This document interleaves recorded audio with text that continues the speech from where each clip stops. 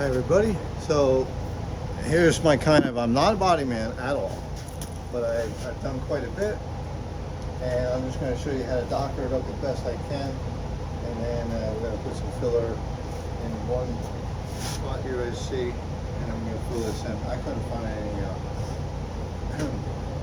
epoxy, so we're just going to fill it in. It's pretty strong actually. I'm pretty happy with it actually for a quick repair. So let me just sand this down quickly with my DA, and then we'll go from there.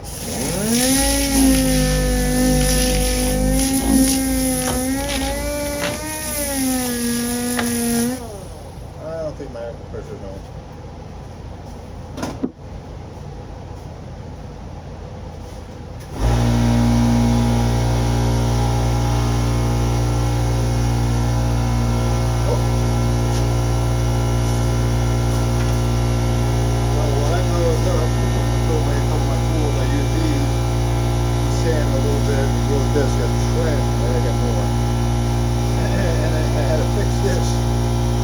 A little nab. I made this with a screw, whatever, and the little disc that goes in. So I broke the little plastic, that plastic thing right there, that holds this there. I have this one little tool, it works great. I want to get it while I put this away, and I'll show you how I pull some kicks off.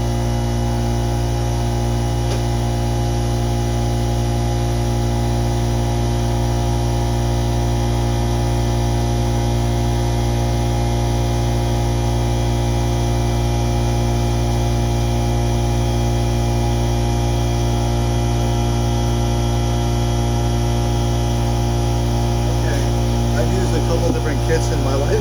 This is the kit they give you. I don't even know where I got it from. Somebody gave it to me, did a job, wherever.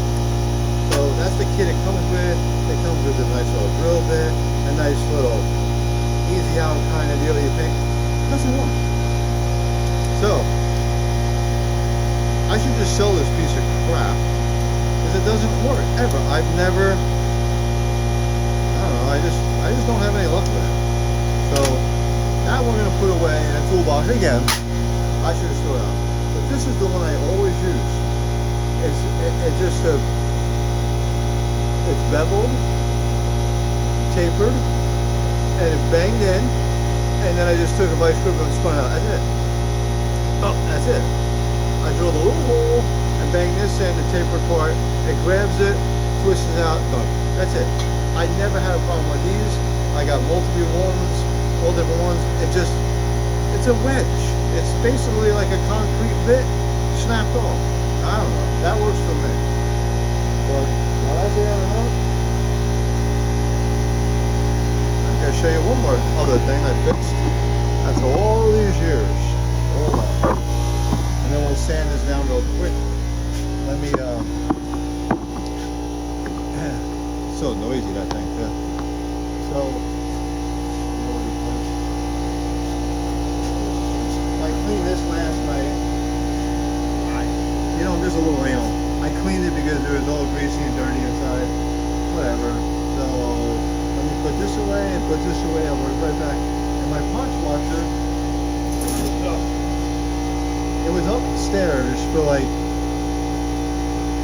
13 years here, somewhere else. I never really use it. So hold on, let's take it a little higher. I never really use it, but now that I'm working on something old, guess what? You need it. Even for just cleaning this, because I don't want to go through all the brake cleaning to clean it. So let me put this away, we won't need this anymore.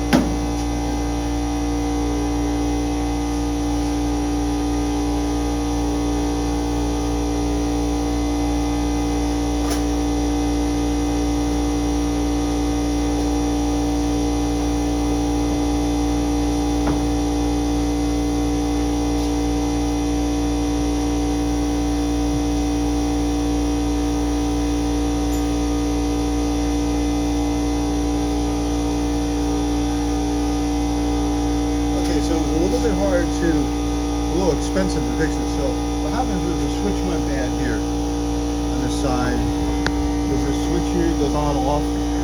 Probably could have just bought the switch, but instead I just rewired it here, the box. Oh great, we lost electricity.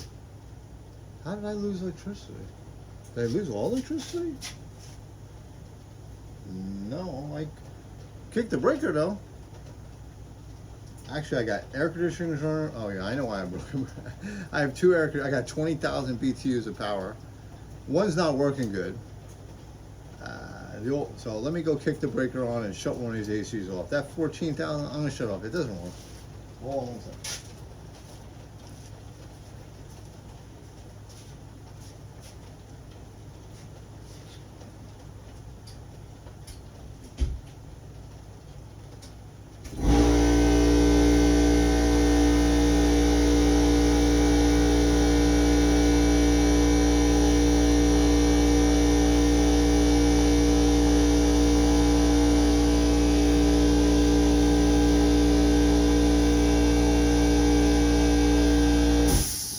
Okay, well, air compressor's done. Now I can stop BSing with this other stuff. But yeah, I just kicked the breaker because I got this 14,000 BTUs, air compressor, fan, lights, everything going on at one time. So that's what's great about a breaker. Now I got to make sure that breaker's not for the hot tub. Oh, let me make 1 second.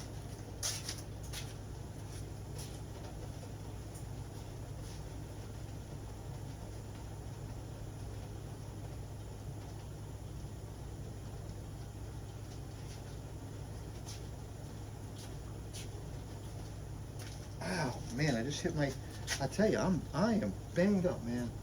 Oh man, I don't know what I did to this leg, other than when I fell out of the barn, I fell out upstairs, and I jolted this whole hip and everything. That's why I'm limping a little bit. It sucks to get old, you don't rebound.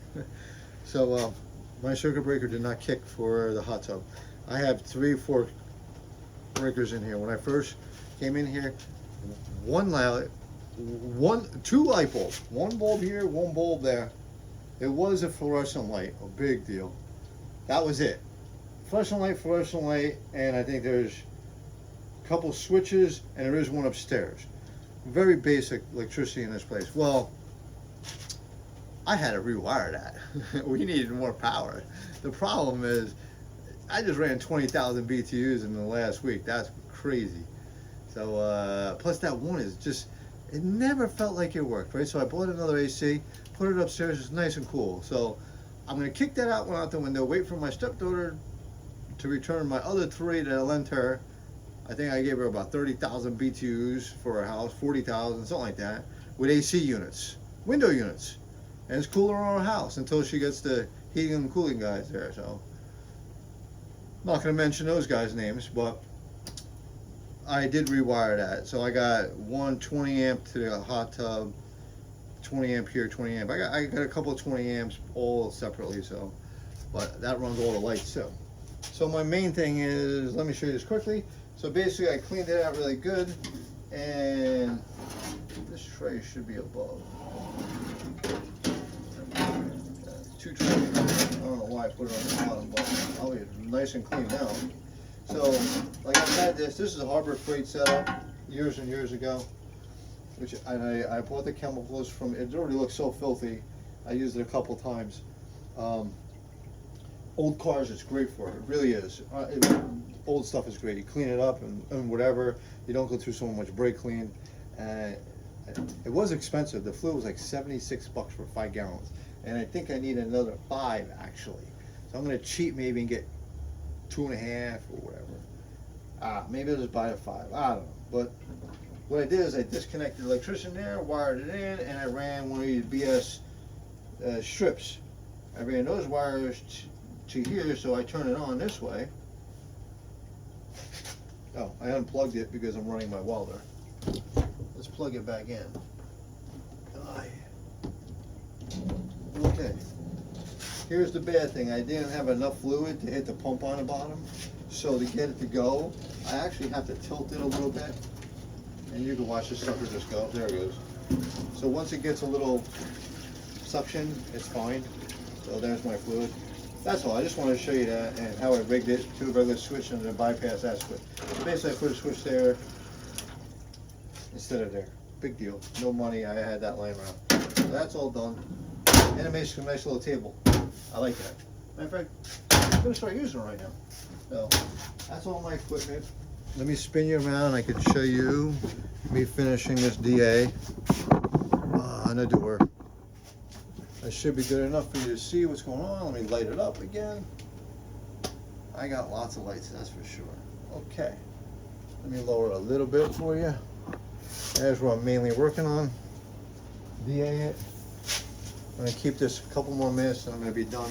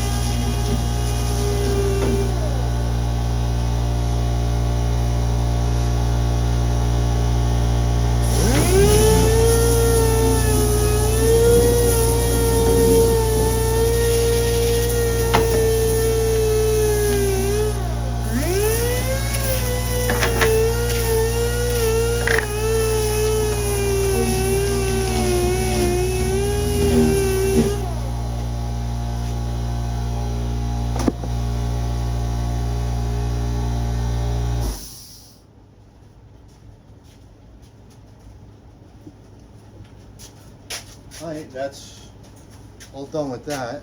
Let me just blow it off. Like I said, I got a nice little bench there.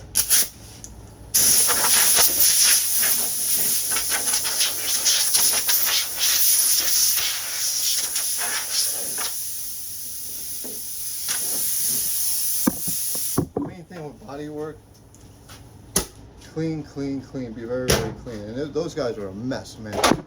So I'm done for now. Let me lower these lights. You don't need these on right now. So I'm done for now. That's the sanding. It's a quick sand. And now I'm gonna mix some putty, some Bondo, and fill it in. So I'll make it a quick video. Let me show you what I'm going on. Let's go bring you over to Bondo Center, or whatever you want to call it. So here's my setup over here. Not very expensive setup. A little bit of fill. I use this Bondo fiberglass filler. Not going to need much. Actually, the cavity in the door is going to really fill up pretty good. Hey, it's raining outside. So that'll be that. Little hardener.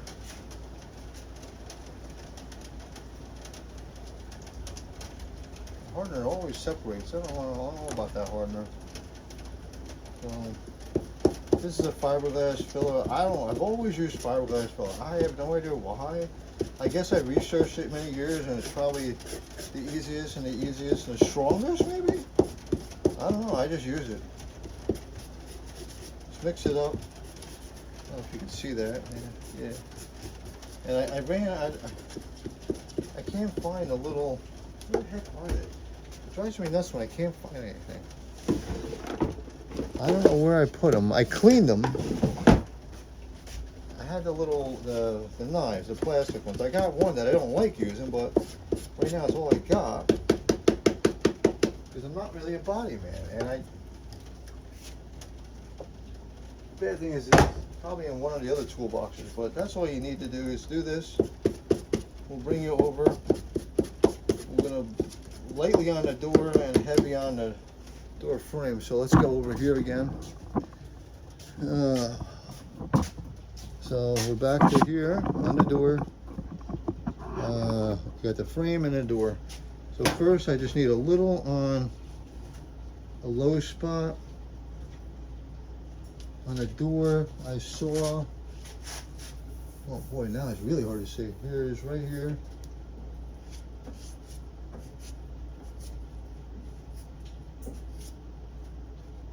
That's it. Don't go crazy. For some reason, I don't know, too much is worse. So yeah, probably not the smartest thing to do is just fill this with filler, but filler is actually very, very strong. So it is going to docker it up. You won't have this big hole. Shove it in there. Keep filling it. Run one little pass.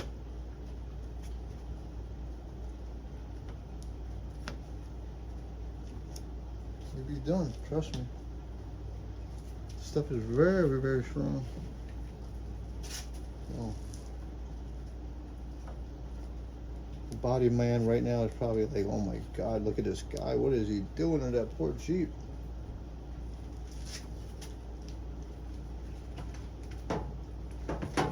But like I said, I'm not a body man, but if you want it to look decent,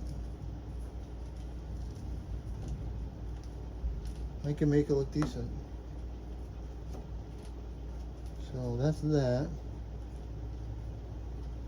One more pass, and then we're gonna call it, that's it, okay? One more little pass.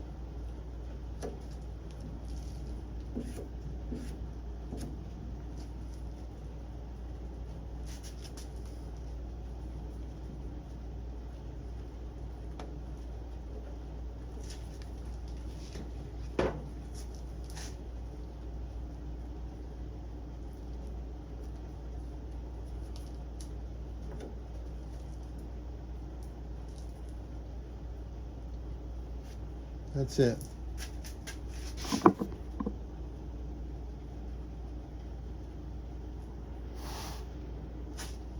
Okay. That's a little bit of repair there. You know, just let it dry. We'll do the floors now. That'll be ready. So don't overdo it with filler because you're gonna be sanding like crazy. Just put a little in. You can always go higher, but you don't want to do too much. You're done for that. That's that video. That is the door ready, re-prepped. A little bit of sanding, maybe one more light coat, then some red lead, I call it, nitrous stand, poly, whatever. Fill in the small cracks. Then we prime it. I picked up primer today, and I'll show you that one next. Well, let me start doing the floor.